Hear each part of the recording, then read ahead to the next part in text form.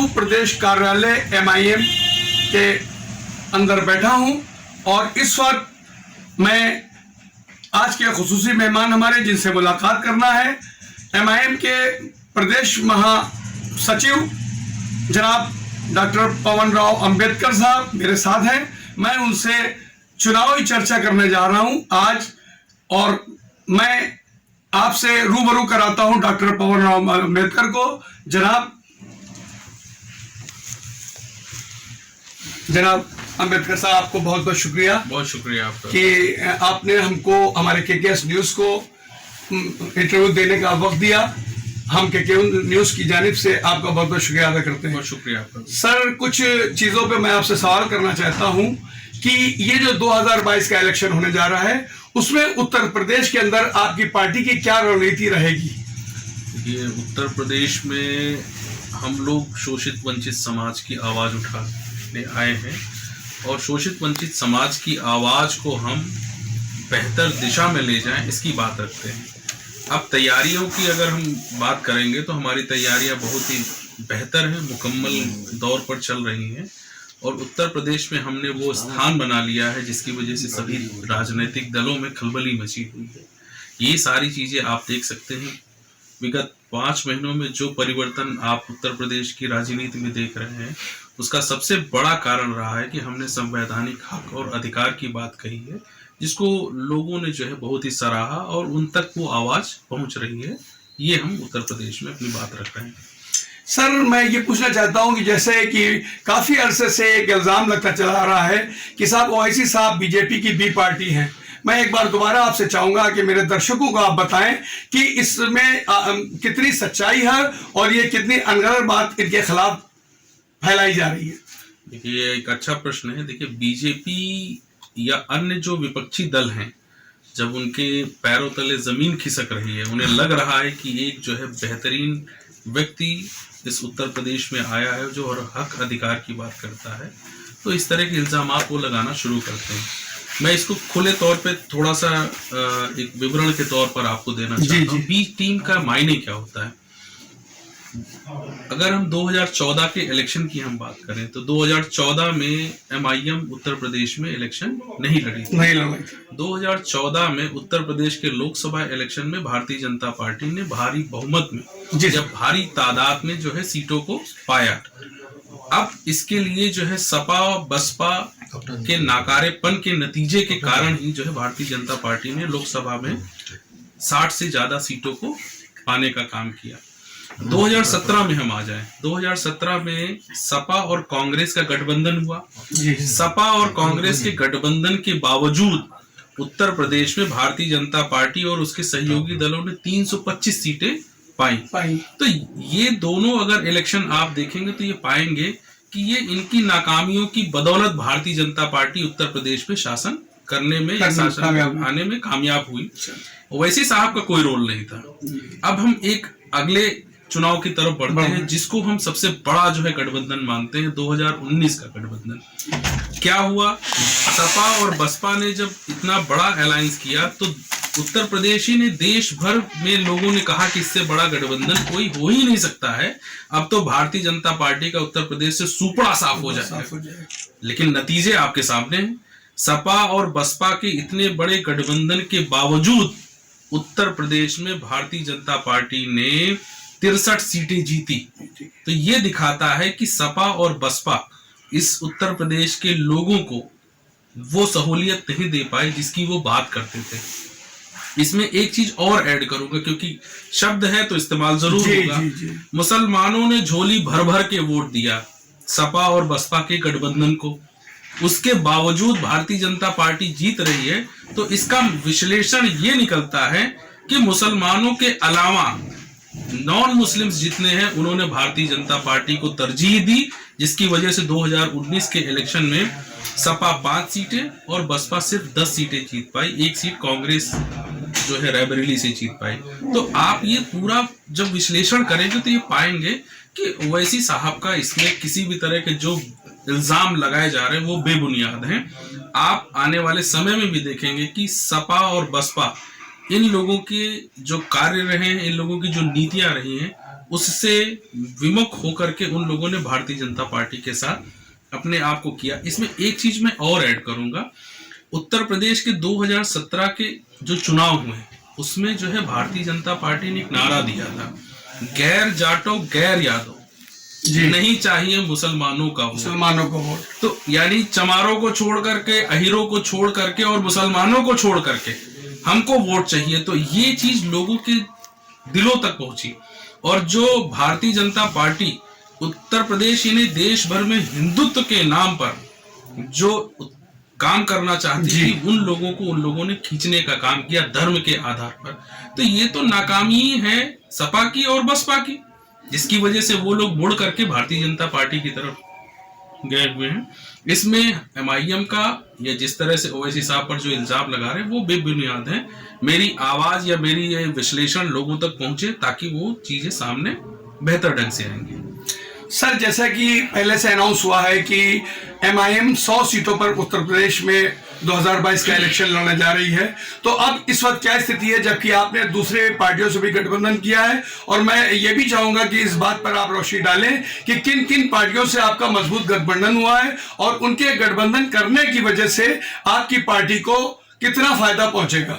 निश्चित रूप से देखिए, गठबंधन की बहुत जरूरत थी उत्तर प्रदेश में एक तीसरे मोर्चे के रूप में, क्योंकि विपक्ष पूरी तरह से विफल है। भारतीय जनता पार्टी को वो रोक नहीं पाएगा, ये बात बिल्कुल जग जाहिर हो चुकी है और इनके कार्यों से ये चीज पूरी तरह से साफ हो चुकी है। सपा, बसपा और कांग्रेस मिलकर के भी भारतीय जनता पार्टी को रोकने में अभी असफल हैं। तो हम लोगों ने शुरुआत में भी अलायंस को लेकर के बात रखी थी, सपा से भी हमने अपनी बात रखी, बसपा से भी बात रखी, लेकिन उन्होंने सिर्फ और सिर्फ, मैं इसलिए सिर्फ शब्द इसलिए कह रहा हूं कि मुसलमानों की क़यादत ना बन पाए, इसी कारण से उन लोगों ने हमें अलायंस में लेना गवारा नहीं किया जी। तो हमें तो जरूर आना चाहिए। हमने जो है गठबंधन की बात कही। पहले दौर पर हमने जो है भागीदारी संकल्प मोर्चा बनाया था, जिसमें जो है राजभर जी को हम लोगों ने जो है बनाया कि आप जो है उत्तर प्रदेश में नए मोर्चे का काम करें, तीसरे मोर्चे के रूप में। लेकिन वो फिर जाकर के उन्हीं की गोद में बैठ गए जिनको वो जो है गाली देते थे जी। हमारे लिए जरूरी था कि उत्तर प्रदेश में हम लोगों को जो है एक मजबूत और स्थायी शासन दें। इसके लिए हम लोगों ने भागीदारी परिवर्तन मोर्चा हम लोगों ने गठन किया, जिसमें आदरणीय बाबू सिंह कुशवाहा जी और जन अधिकार पार्टी के जो है राष्ट्रीय अध्यक्ष हैं और आदरणीय वामन मेश्राम साहब बहुजन मुक्ति पार्टी के जो है राष्ट्रीय अध्यक्ष हैं।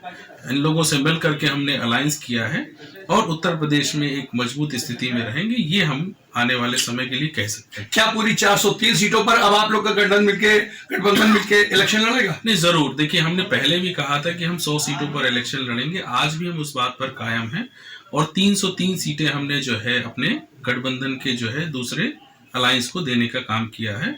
तो 303 सीटों पर हमारा अलायंस लड़ेगा और 100 सीटों पर हम लड़ने का काम करेंगे, यानी एमआईएम।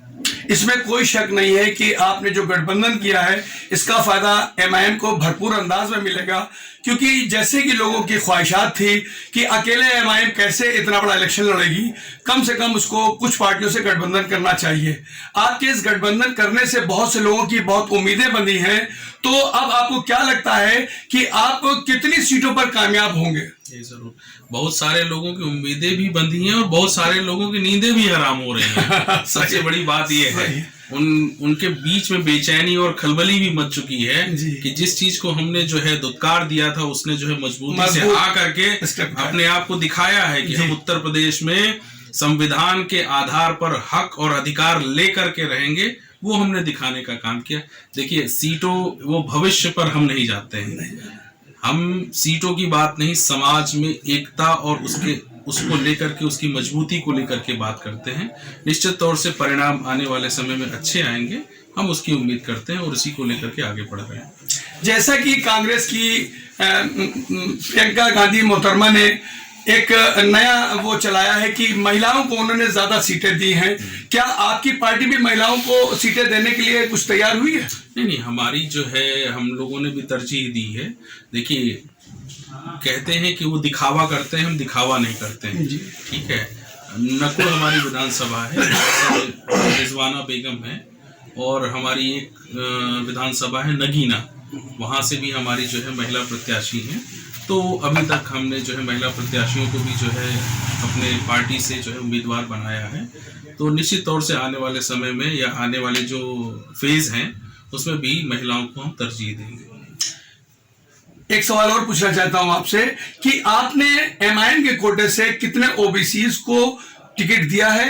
क्या नॉन मुस्लिम्स को भी आपने एमआईएम का टिकट देकर भेजा है इस विधानसभा के इलेक्शन में? नहीं, बिल्कुल। देखिए, हम ये सिर्फ लोग जो कहते हैं ना उसको हम लोगों ने जो है क्रॉस किया है। आप साहिबाबाद सीट है, वहां से हमारे मनमोहन झा उर्फ गामा साहब हैं, और आपके हस्तिनापुर से विनोद कुमार जी हमारे इलेक्शन लड़ रहे हैं, आपके रामनगर से जो है विकास श्रीवास्तव जी हैं। इस तरह से कई लोग हैं जो नॉन मुस्लिम्स हैं। अब आप देख सकते हैं हर एक समाज और तबके से हम लोगों ने जो है प्रत्याशियों को उतारा है। एमआईएम का यही मकसद है कि सबका जो सामाजिक जो ताना बाना है उसको लेकर के हम आगे बढ़े और सबके साथ लेकर के उत्तर प्रदेश में हम शासन करने का काम करेंगे, ताकि लोगों को हम संवैधानिक अधिकारों को जो है जो जरूरत है लोगों तक पहुंचाने का काम करेंगे। किन मुद्दों पर आप इस इलेक्शन को लड़ना चाहते हैं और किन मुद्दों को लेकर आपके प्रत्याशी मैदान में उतरेंगे, और ऐसे मुद्दे सामने रखें जिससे जनता प्रभावित हो और एमआईएम को वोट करे? वो मुद्दे क्या होंगे? देखिए, हमारे मुद्दे एकदम साफ हैं। हमने कहा कि शिक्षा पर काम होना चाहिए, विद्यालय बनने चाहिए प्राथमिक स्तर पर, और ऐसे विद्यालय बनने चाहिए जो जर्जर ना हो, जहां बच्चों का आकर्षण हो। हम ऐसे विद्यालयों की बात करते हैं। यूनिवर्सिटी और कॉलेजेस की हम बात करेंगे जो बुनियादी चीजें हैं, और यूनिवर्सिटी और कॉलेजेस से निकलने के बाद हमारे नौजवान साथी हैं, उनके रोजगार को लेकर के हम लोग ज्यादा तरजीह देंगे। कि पिछले 7 साल लगभग हो रहा है, मोदी साहब ने भी जो है जुमला दिया, योगी साहब ने भी जुमला दिया, लेकिन हम रोजगार देने का काम करेंगे। और इसके अलावा हम स्वास्थ्य पर ज्यादा ध्यान रखेंगे, ताकि जिस तरह से योगी साहब ने कोविड के दौरान लोगों को जो है सड़क पर छोड़ दिया, लाशें नदियों में तैरती हुई दिखाई दी, आपकी इस भैंसा कुंड में लाशें चलती हुई नजर आई हैं, तो हम स्वास्थ्य पर ज्यादा बेहतर काम करने का काम करेंगे। ये हमारे बेसिक मुद्दे हैं, और जमीन पर रहना है तो हमको इन सारे मुद्दों को लेकर के चलना है। हम हकीकत में भारतीय संविधान के अनुसार जो लोगों को हक और अधिकार मिलने चाहिए, खाद्य मिलना चाहिए, और उनके जो है रोजी रोजगार की बात होनी चाहिए, हम मुद्दों को लेकर के हम चुनाव में जाएंगे। ये हमारा उद्देश्य है। यानी अगर आपके इंशाल्लाह कैंडिडेट्स कामयाब होते हैं अच्छी तादाद में, तो क्या आप आने वाले वक्त में इन पार्टियों से, जैसे सापा है या और दूसरी पार्टी, उनसे क्या गठबंधन करना भी गवारा करेंगे हुकूमत बनाने के लिए? देखिए, ये तो समय बताएगा कि किन मुद्दों। देखिए, राजनीति जो है मुद्दों पर है। अगर हमारी जो डिमांड है, अगर आने वाले समय में अगर लोगों के भलाई के लिए आते हैं वो, तो एक स्थिति अगर बनती है तो हम देख सकते हैं। इस पर हम अभी श्योर नहीं है, लेकिन अभी हम इस पर बहुत ज्यादा जो है ध्यान नहीं दे रहे हैं। हम ये दे रहे हैं कि हम भारतीय जनता पार्टी को उत्तर प्रदेश में आने से रोकें और उत्तर प्रदेश में एक बेहतरीन जो है सरकार देने का काम करेंगे, जिसमें एआईएमआईएम का एक महत्वपूर्ण रोल रहेगा। ये निश्चित तौर पर होगा। मैं आखिर में आपसे ये चाहता हूं कि क्या संदेश देना चाहते हैं आप उत्तर प्रदेश की जनता को? उत्तर प्रदेश की जनता से मैं यही कहना चाहता हूं, आप सब लोग जागिए, अपने हक और अधिकार को लेकर के आगे बढ़िए। आपका अधिकार है मान सम्मान का, आपका अधिकार है समानता का, आपका अधिकार है स्वतंत्रता का, आपका अधिकार है न्याय का। अगर आप इन सारी चीजों को पाना चाहते हैं तो एमआईएम के साथ खड़े होइए। आपको वो हक और अधिकार मिलेंगे जो भारतीय संविधान ने आपको दिए हैं। और ये भी कहना चाहूंगा, अगर आप अपने जीवन को उज्जवल बनाना चाहते हैं, रोजगार के लिए, स्वास्थ्य के लिए और शिक्षा पर काम करना चाहते हैं, तो एमआईएम का साथ दीजिए। एमआईएम आपके साथ आपको आगे बढ़ाने का काम करेगी। यही मैं जो है उत्तर प्रदेश की जनता को पैगाम देना चाहता हूँ। जनाब डॉक्टर पवन राव मित्र साहब, आपका बहुत बहुत शुक्रिया कि अपना कीमती वक्त आपने हमारे केकेएस न्यूज चैनल को दिया। मैं कैमरामैन उमर मारूफ के साथ सैयद तौफीक अहमद।